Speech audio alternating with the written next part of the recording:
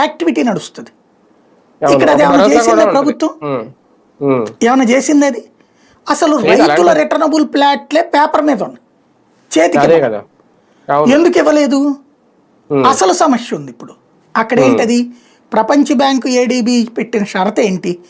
ముందు మిగతా అన్ని కట్టే కంటే ముందు ఫస్ట్ మీరు వరద ముంపు నివారణ చర్యలు చేపట్టండి అని చెప్పింది. వీళ్ళు వరద ముంపుకి సంబంధించి ఒక బ్లూ ప్రింట్ ఇచ్చారు వాళ్ళకి. ఏమని? కొండవీటి వాగు, పాలవాగు నుంచి వచ్చేటటువంటి వాటర్ ఏ కృష్ణానది నుంచినో ఏ కాలువ నుంచినో వస్తుంటే ఇటు నుంచి ఇటుకని డైవర్ట్ చేసుకోవచ్చు. వాగులో నుంచి వచ్చే నీటికి ఎక్కడ కంట్రోల్ ఉంటుంది?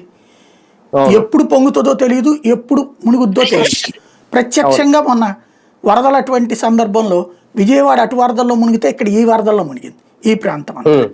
ఈ నీళ్లు కృష్ణానదిలోకి వెళ్ళడానికి ప్లేస్ లేక వెనక్కి దాన్ని దాంట్లో అధికారి మీద యాక్షన్ తీసుకున్నాడు. జోక్ ఏంటంటే ఈ నీళ్లు వెళ్ళి కృష్ణానదిలోకి వెళ్లకుండా అదేదో మంతెన సత్యనారాయణ ఆశ్రమం దగ్గర అడ్డం పడిపోయింది కాబట్టి అక్కడ దానికి కారణమైనటువంటి ఒక అధికారి మీద చర్య తీసుకున్నారట. విచిత్రం ఏంటంటే అక్కడ కనుక ఆ అడ్డు లేకపోయి ఉంటే కృష్ణానదిలో నీళ్ళు వెనక్కి వచ్చాయి కదా, కామన్ సెన్స్ ఉండద్దా? బెజవాడలోకే పోయినాయే, ఇటు వెనక్కి రావా తన్నుకుంటూ? అక్కడ కనుక బ్రేక్ వేయకపోతే. కానీ ఈ నీళ్లు కృష్ణానదిలోకి పోనీయకుండా ఒక అధికారి అడ్డుపడ్డారని చెప్పి అధికారిని తీసేశారట. అంటే ఇలాంటి చిత్రమైన జిమ్మిక్స్